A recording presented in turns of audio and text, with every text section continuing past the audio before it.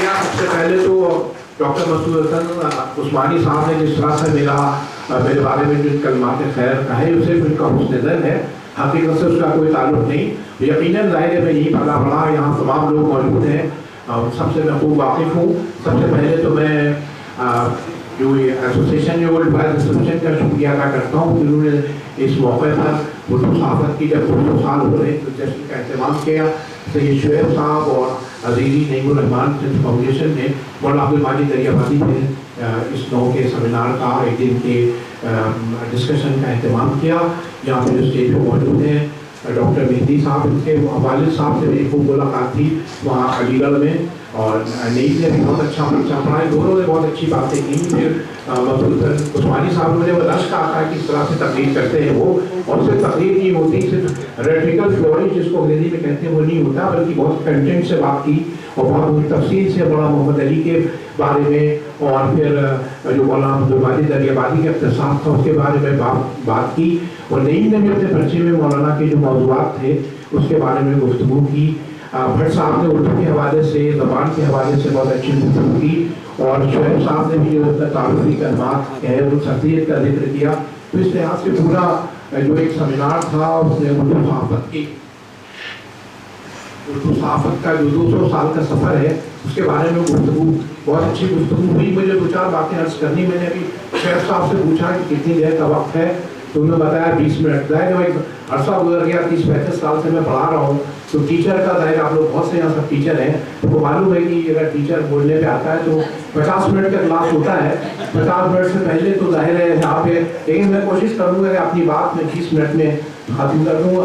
حسن نبی صاحب موجود ہیں یہاں پہ، ہمارے قدوس ہاشمی صاحب موجود ہیں، ناصر صاحب ہیں، بہت سے لوگ ہیں، مسعود حسن صاحب موجود ہیں، ریحان اختر علی گڑھ سے آئے ہیں. اور اس میں ایک سب سے اچھی بات یہ بھی ہے، ظاہر آپ لوگ واقف ہیں کہ مولانا کے خاندان کے لوگ یہاں پہ سب موجود ہیں، ان کے نواسیاں، اور آپ کو پتا مولانا کا تعلق، مولانا کی اہلیہ کا تعلق باندے سے رہا، تو باندے کے بھی ان کے اعضاء یہاں موجود ہیں.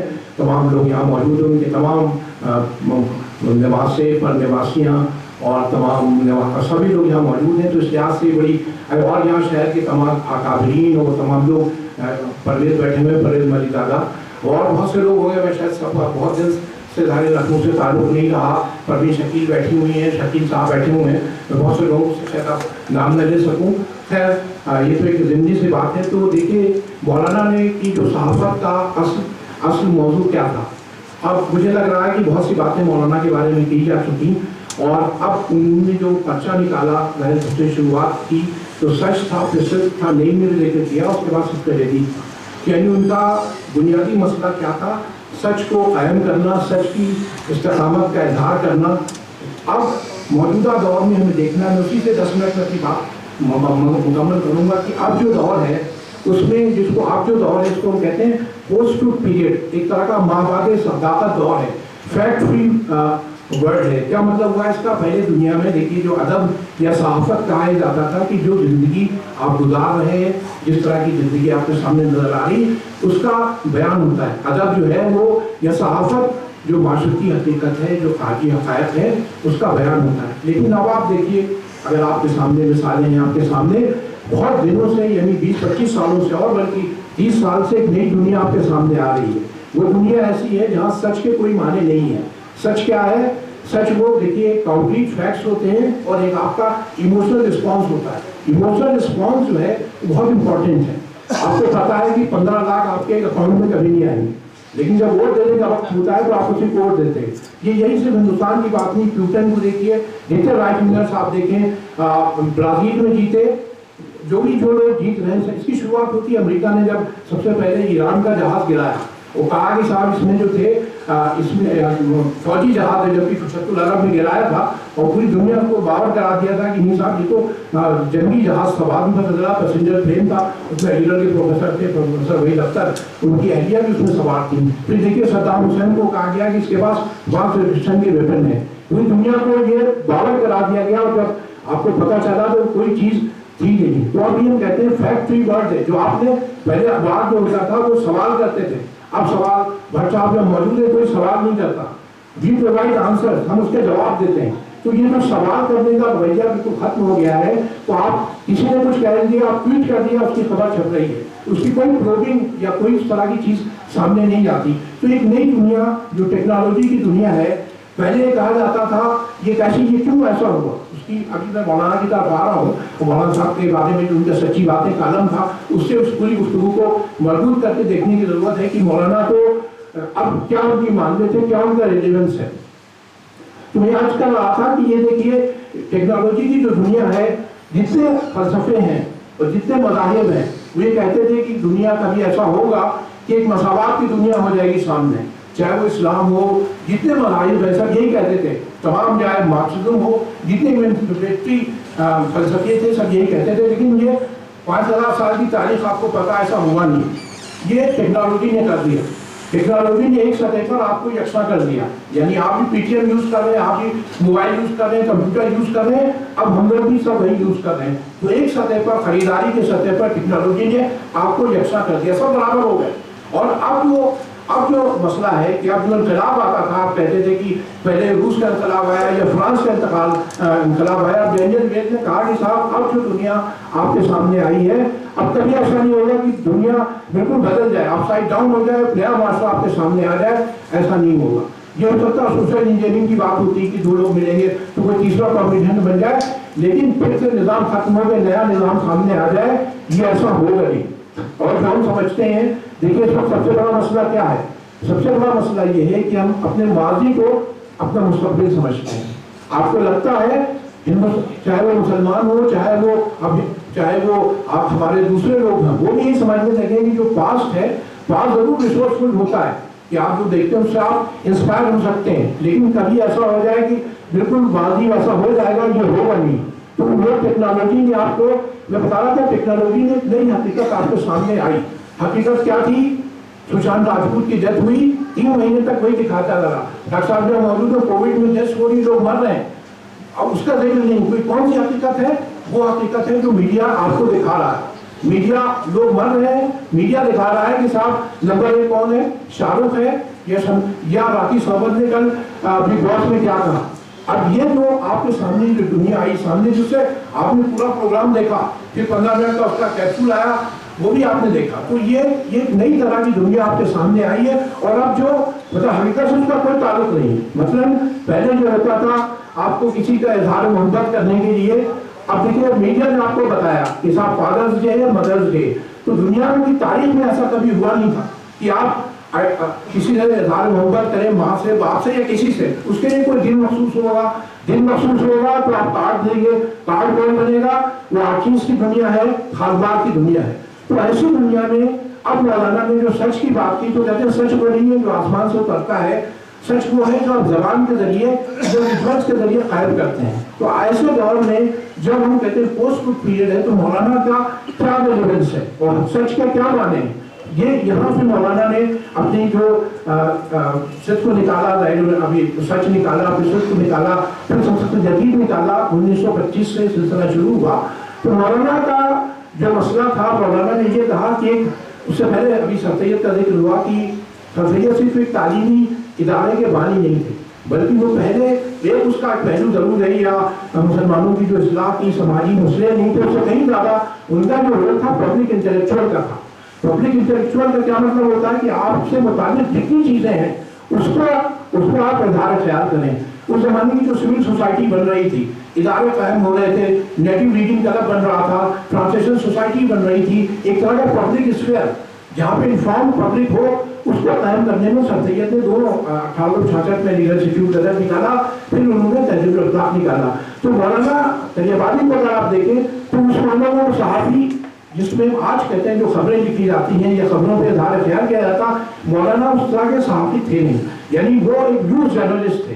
یعنی انہوں نے لکھا کہ صرف جو ہے وہ کسی معنوں میں سیاسی پرچہ نہیں ہے بلکہ دینی اور اخلاقی پرچہ ہے. تو ایک ایسے پبلک انٹلیکچوئل تھے جو ایک ایسا معاشرہ بنانا چاہ رہے تھے جس کی بنیاد اخلاقی اقدار پہ ہو, اور اس کی سربلندی کی کوشش کرتے تھے. اور مولانا نے ظاہر اردو میں پہلی بار ایک کالم کی روایت شروع کی. انگریزی میں تو ظاہر 1921 میں 1911 میں والٹر لپمین کا ایک کالم تھا वो शायद होता था तुझे शुमार हो। उर्दू में अगर आप देखें तो मौलाना अभी मसूद उस्मानी साहब ने जिक्र किया 1912 में जब निज़ाम निकला तो मौलाना ने कलम फ़काहिया कलम था अफ्कार और हवादिस के नाम से मौलाना अबुल कलाम आज़ाद ने उसको शुरू किया। फिर ज़मींदार अखबार ने भी एक कॉलम शुरू किया। लेकिन मौलाना ने जो सच्ची बातें लिखना एक स्पेशल कॉलम था, वो कॉलम जो था उसमें एक फिक्री कॉलम था, उसमें तमाम चीज़ों पर इज़हार ख्याल होता था। अभी इन्होंने जिक्र किया हयातुल्लाह अंसारी के सिलसिले में, हयातुल्लाह अंसारी के बारे में अभी जो जिक्र हुआ तो मौलाना जैसे अभी आप कह रहे थे खबर और नज़र की बात, तो मौलाना एक जो तहरीब अपना जो सच्ची बातें उनका कॉलम शाया होता था, बहुत जगह नवाब वक्त में और सियासत हैदराबाद में बहुत जगह वो पढ़ा भी जाता था। लेकिन छोटी छोटी खबरें होती थी उस पर तबसरा करते थे। जो हयातुल्लाह अंसारी का रिटायरमेंट हुआ तो इन्होंने कहा हयातुल्लाह के जाने से लुत्फ खत्म हो गया, तो उन्होंने बस ये खबर लिखी एक खबर हयातुल्लाह अंसारी कौमी आवाज़ के शोबे इदारत से सुबुहदोश बकौल शख्स से, उसके आगे तो न कहा पर अब कहते हैं लज़्ज़त इश्क़ गई गैर के मर जाने से। तो ये जो मौलाना का खास नुक्ता नज़र था उसका इज़हार वो जगह जगह करते थे। छोटी छोटी खबरों, छोटी छोटी बातें जो खबरों में सामने आती थी उसको तबसरा करते थे 1.5 सतर 2 सतर का। तो अगर आप प्रोफेशनल जर्नलिज्म के तौर पे देखें तो उर्दू में इस तरह का एक फिक्री रिसाला और एक फिक्री और अखलाकी सहीफा था वो, और इस्लाम उसका बुनियादी मकसद था। रोज़मर्रा की जो खबरें होती हैं उसका इज़हार कम होता था, लेकिन उनके जो कॉलम छपते थे उसमें सब चीज़ों का जिक्र होता था। तो उनका कॉलम बहुत जगह छपता था। तो मौलाना के मौज़ूआत क्या थे और उसका बुनियादी हवाला क्या था।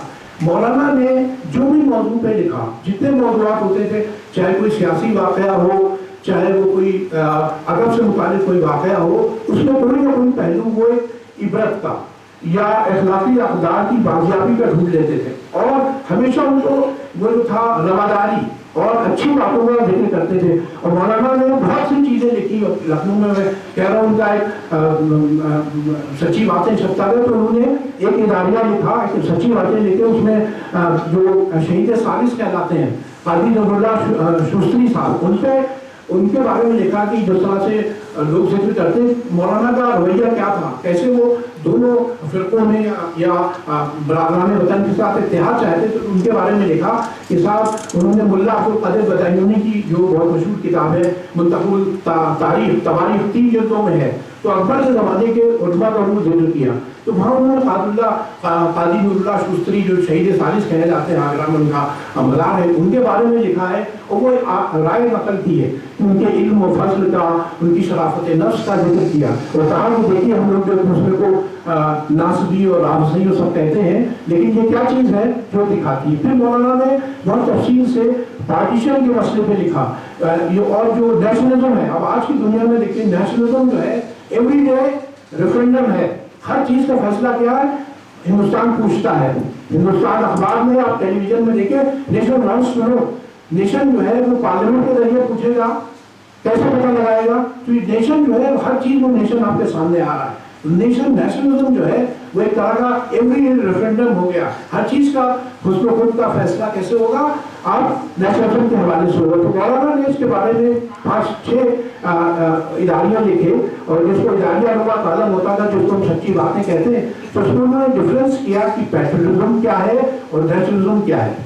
उन्होंने बताया हुक्म वतनी, जिसका अभी नईम ने भी जिक्र किया, हुक्म वतनी अपने वतन से मोहब्बत करना बहुत अच्छी बात है और हर आदमी को करना चाहिए, लेकिन नेशनलिज्म एक पॉलिटिकल आइडियोलॉजी है। जब 18वीं सेंचुरी में जब स्टेट्स बनने लगी थी तब वो सामने आया, और उसकी बुनियाद जो थी वो नफरत पे थी, जो आपसे मुख्तलिफ है वो आपसे इंफीरियर भी है। तो इसकी बुनियाद पर मौलाना ने कहा कि नहीं, रवादारी जो है उसका जिक्र होना बहुत ज़रूरी है। तो नेशनलिज्म का जिक्र किया, हुक्म वतनी का जिक्र किया, और फिर उन्होंने मौलाना ने जो तकसीम हो गई हिंदुस्तान और पाकिस्तान के बीच में जो तकसीम हुई, उसमें बहुत तफसील से ज़्यादा ख्याल किया और ये दिखा कि साहब हम लोग अच्छा तकसीम अगर इनविटेबल थी तो हो गई, तो आप दोनों लोग जो बहुत अच्छी तरह से रह सकते हैं। उन्होंने मिसाल दी है, उन्होंने कहा कि देखिए इससे पहले हिंदुस्तान से बर्मा और सिलोन भी अलग हुए थे, लेकिन वो क्या सूरत हाल है कि अभी ये इतनी तरक्की अभी तक बाकी है, इसकी क्या सूरत होगी। तो मौलाना ने इस तरह के बहुत से मौजूद हैं, जैसे उर्दू के बारे में जिक्र किया गया कि उर्दू मुसलमानों की ज़बान है, دیکھیے مسئلہ یہ ہے کہ زبانوں کا کوئی مذہب نہیں ہوتا، آدمیوں کا مذہب ہوتا ہے. تو مولانا نے اس پہ بہت تفصیل سے لکھا کہ آپ دیکھیں یونیورسٹی کا ایک حوالہ دیا. ظاہر ہے میرے پاس وہ 20-25 صفحے ہیں، میں ظاہر ہے پڑھ کے آپ کو خوفزدہ نہیں کرنا چاہتا ہوں کہ آپ صفحہ گنیں گے کہ صاحب ایک صفحہ ہوا دوسرا صفحہ ہوا، تو وہ میں اس آزمائش میں آپ کو نہیں ڈالوں گا. تو وہ انہوں نے یونیورسٹی کا ایک واقعہ لکھا کہ یونیورسٹی نے کہیں لکھا ہے کہ صاحب سب سے بڑی اچنبے کی بات کیا ہے دنیا میں. سب سے زیادہ اچنبا یہ ہے کہ انسان جو ہے وہ یہ ہے کہ انسان اپنے جیسے لوگوں کو مرتے دیکھتا ہے، اس کا کوئی اس کو نہیں لگتا موت اس کے لیے ہے. اور یہ بہت گہری بات ہے یونیورسٹی کی. اس میں مولانا نے پورا کالم لکھا کہ دیکھیے پوری جو اسلام کی جو تعلیم ہے اس کا دیکھیے کیسے اظہار ہو رہا ہے کہ اگر آدمی کو اپنی موت کا خیال آ جائے تو لگتا ہے موت اس کے لیے تو ہے ہی دوسروں کے لیے ہے. تو مولانا کا جو بنیادی مسئلہ کیا تھا؟ بنیادی مسئلہ یہ تھا کہ ہر چیز میں عبرت اور عبرت یا سبق آموزی کا کوئی نہ کوئی پہلو ڈھونڈ لیتے تھے اور اخلاقی اقدار کی بازیابی چاہتے تھے. اور انہوں نے بہت سے امراؤ جان کے مضمون لکھا، مرزا رسوا کے قصے کچھ ادھر سے کچھ ادھر سے، اس میں انہوں نے تمام. اور پھر ابھی ذکر کر رہے تھے رتنداس اشرار کی فسان آزاد پہ تبصرہ لکھا، پھر مصنوعی زیر اس پر مضمون لکھا. پھر تمام جو مضامین لکھتے تھے اس میں بنیادی حوالہ یہ ہوتا تھا تو ایک مرکزی حوالے سے جو آپ کی جو مورل ویلیوز ہیں، جو ایتھیکل ویلیوز ہیں، ان کو دنیا میں کیسے قائم کیا جائے، یہ مولانا کا بنیادی مسئلہ تھا. اور پورے 50 برس تک وہ اسی موضوع پر بہت دل جمعی سے لکھتے رہے. پھر مولانا کا جو ایک اسلوب ہے، اور مولانا کے اسلوب پہ ابھی بہت گفتگو کی ہمارے مسعود صاحب نے، مسعود عثمانی صاحب نے. تو مولانا کے ایک خاص طرح کا اسلوب تھا، کہا جاتا ہے کہ اس طرح کا اسلوب کوئی دوسرا لکھ نہیں سکتا، اس طرح کی ایک سطر کوئی نہیں لکھ سکتا.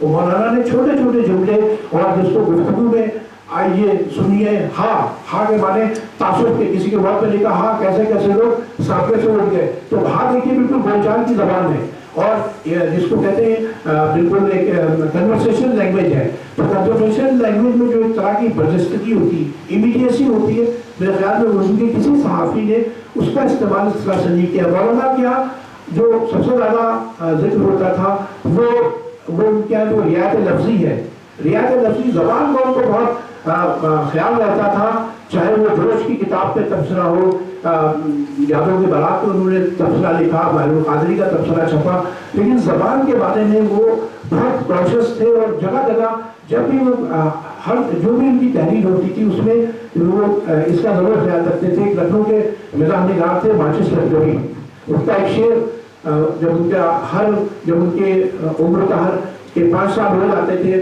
تو وہ ایک مضمون ضرور لکھتے تھے. عمر کا 50واں سال، 55واں سال، 70واں سال، 75 سال کے جب ہوئے تو انہوں نے ایک مزاح نگار تھے لکھنؤ کے، ہمارے آپ لوگ سبھی شاید جانتے ہو، ماچس لکھنوی کا ایک شعر تھا.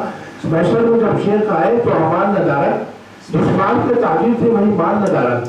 مولانا نے لکھا کہ صاحب یہ لکھنؤ کے ایک شاعر، انہوں نے پتہ نہیں کیا کنفیوژن ہوا، انہوں نے لکھا کہ لکھنؤ کے ایک شاعرہ کا یہ شعر کسی اور کو صادق آئے یا جائے لیکن مجھ پر بالکل صادق آتا ہے کہ میں نے پوری زندگی تبلیغ میں اور لوگوں کو زیادہ بہتر بنانے میں گزاری، لیکن میری زندگی جو ہے اس طرح کی نہیں ہے. تو مجھے لگا میرے لیے شعر کہا گیا. تو ماچس لکھنوی نے ایت اللہ انصاری صاحب کو لکھا خط کہ دیکھیں مولانا نے یہ لکھ دیا. تو انہوں نے کہا یہ آپ کے لیے بہت بڑے اعزاز کی بات ہے کہ انہوں نے آپ کا شعر کوٹ کیا. اور ظاہر ہے پھر دوسرے شمارے میں اس کی اصلاح بھی کی گئی. تو مولانا کو جو زبان کا جو ایک خاص طرح کا اسلوب تھا جہاں ان پہ رعایت لفظی، جعفر علی خان اثر کو خط لکھا اور اس میں بھی چیزیں چھپتی رہتی تھی، خطوط کے بھی ان کا پرابلم ہوتا تھا کبھی کبھی. تو اس میں لکھا انہوں نے جعفر علی خان اثر کو کہ فلاں دن آپ کے یہاں ہوگا، عصر کا وقت ہے لیکن عصر کے وقت حاضر ہوگا لیکن برسات کا موسم ہے، کہیں ایسا نہ ہو مجھے وقت پہ پانی ہو جانا پڑے. دیکھیں پانی شرم سے پانی ہو جانا اور لٹرلی بارش ہو جائے تو نہیں جائے گا. تو یہ جو زبان کا جو لطف ہے یہ روایت قومی آواز میں بھی بہت بات تک رہی. ایک قومی آواز کی میں مثال دیتا ہوں کہ یہ جو الفاظ کا کس طرح سے استعمال کیا جاتا ہے. تو ایک بار قومی آواز میں ایک بلیک رنگ کی لکھنؤ کا واقعہ ہے، حضرت گنج میں ایک کار تھی، سیاہ رنگ کی ایک کار تھی، اس میں کچھ بدماش بیٹھے تھے. انہوں نے پہلے دکاندار کو لوٹا، پھر قتل کیا، پھر ایک لڑکی کو اغوا کر کے وہ بھاگ گئے اور یہ کالی کار تھی. اب قومی آواز کی سرخی کیا تھی؟ وہ حیات اللہ انصاری صاحب کا بھی ذکر ہوا تھا، سرخی تھی سیاہ کار کی سیاہ کاریاں. اسی طرح میرا ظاہر طالب علمی کا زمانہ تھا، یہ سب جانتے ہیں، میں بڑے آواز میں کام کرتا تھا، کبھی صاحب بیٹھے ہیں تو عثمان غنی صاحب تھے، جو حسن مقصود عثمانی صاحب کا ذکر ہوا تو وہ بھی مولانا عبدالباری آبادی کا بہت ذکر کرتے تھے. عثمان غنی صاحب ایک دفعہ کا میں ذکر کرتا ہوں، ایک بار ان کی ایک اناؤ کا پیج ہمارا چھپتا تھا، کانپور کا بلکہ ایک صفحہ چھپتا تھا، تو اتوار کے دن خبریں کم ہوتی تھی تو وہ محلوں کی خبریں چھپتی تھیں. تو ایک وہاں کے محمد بقا ہمارے کورسپونڈنٹ تھے، جانتے ہوں گے، تو اس کی نصیر ناظر صاحب بھی جانتے ہوں، انہوں نے خبر بھیجی. خبر یہ تھی کہ فیض پور گنج جو تھا وہاں بہت پہلے زمانے بڑی پوسٹ لوکیلٹی تھی، اب وہاں جو ہے سڑکیں ٹوٹی ہوئی ہیں، کوئی دیکھنے والا نہیں، بجلی بھی نہیں ہے، بہت برا حال ہے. اب اس کو خبر تھی، ظاہر سامنے کی سرخی جو ہوتی ہے فیض پور گنج میں گندگی کا راج یا کچھ، میں نے اتفاق سے خبر بنائی، کسی نے بھیجی خبر، میں سرخی لگا کر عثمان غنی کو دی، عثمان غنی کہنے نہیں سرخی بدلیے. 2-3 بار میں نے کوشش کی لیکن کہنے نہیں، کل ایسی سرخی بنائیے زبان کے حوالے سے کہ لوگ اس کو صرف آپ کی خبر پڑھیں اور کوئی خبر کوئی آواز کی نہ پڑھی جائے، یہ اخبار کی آپ کی قوت ہوگی. تو میں تو ظاہر مجھ سے بنی نہیں، تو عثمان غنی نے اس کو دیکھے کیا سرخی لگائی، بالکل سامنے کی خبر تھی کہ گندگی کا ہر شہر کا یہی، ہر محلے کا یہی راج ہے، احوال ہے. ان کی سرخی کیا تھی؟ فیض پور گنج جو بے وفا ہو گیا. تو اس طرح کی میں کہہ رہا تھا، یہ جو مولانا کا جو اسلوب تھا یہ وہ اسلوب ہے کہ زبان کے ذریعے آپ الفاظ کے ذریعے کیسے لوگوں کو اپنی طرف راغب کریں. یہ مولانا نے 25 سال تک ان کا جو کالم چھپتا رہا یا چھوٹی چھوٹی خبریں ہوتی تھی اس پہ تبصرے کرتے تھے. رشید کتب جو ان کے پاس کوئی ظاہر کوئی پولیٹیکل ان کا ایمبیشن نہیں تھا اور ایک صحیح معنوں میں پبلک انٹلیکچوئل تھے. اور اس کی دیکھیے آپ اپنے ذاتی فائدے کے لیے کریں یا سیاسی فائدے کے لیے کریں تو اس کا معاملہ بالکل الگ ہے. لیکن مولانا کا جو معاملہ تھا بالکل بے لوث تھا، وہ مذہب کا اور اخلاقی اقدار کا حیہ چاہتے تھے. تو مولانا نے ایک نئے طرح کے مکالمے کی ایک ایسے دور میں جب ہم سچ سے اور فیکٹ سے بالکل بے نیاز ہو گئے ہیں تو مولانا کو یاد کرنا بہت ضروری ہے. اور دیکھیے ہر آدمی خبریں لکھتا ہے، تماشا ایک پاکستان کے شاعر تھے عبید اللہ علی، انہی کے شعر پر میں اپنی بات ختم کروں گا. تو انہوں نے کہا کہ یار میرا زنجیریں پہنے آیا ہے بازاروں میں، بیٹھ کے تماشا دیکھنے والے لوگوں کے ماتم میں ہوں. یعنی لوگ موجود ہیں، تماشا دیکھ رہے ہیں، اخبار رپورٹ لکھ رہا ہے کہ لوگ تماشا دیکھ رہے ہیں. مولانا کا مسئلہ یہ تھا، وہ کہتے تھے کہ دیکھیے یہ لوگ جو تماشا دیکھ رہے ہیں یہ خود تماشا ہو گئے اور تماشا دیکھنے والوں کا ماتم کرنے والے صحافی بہت کم ہیں. مولانا کا شمار انہی چند صحافیوں میں ہوتا ہے جنہوں نے 19ویں صدی بلکہ 20ویں صدی اور 20ویں صدی تک اور 21ویں صدی میں انہوں نے صحافت کو ایک طرح کا مکالمے کا ایک تعداد کا ذریعہ بنایا اور تمام لوگوں سے بیٹھ کر گفتگو کی. اور مسلم پبلک انٹلیکچوئل سید تو سیکولر پبلک انٹلیکچوئل تھے لیکن جو مسلم پبلک انٹلیکچوئل تھے جنہوں نے آپ کی ذہنوں کی آبیاری کی اور جس کو حیبرماس کہتا ہے کہ صاحب پبلک اسفیئر اخبار کو لوگ پڑھتے ہیں، انفارم پبلک اوپینین قائم کرنے کی. یہ تو آپ کی جو آئیڈینٹی، آپ کا جو زبان سے محبت ہے، آپ کے افکار کی جو محبت ہے، اس کے ذریعے انہوں نے ایک نیا معاشرہ قائم کرنے کی کوشش کی. اور یہی باتیں درج کرنے کی بہت سی باتیں ہو گئی. مجھے لگتا ہے میں نے 20-25 منٹ سے زیادہ وقت نہیں لیا. سبا خراشی کے لیے معذرت خواہ.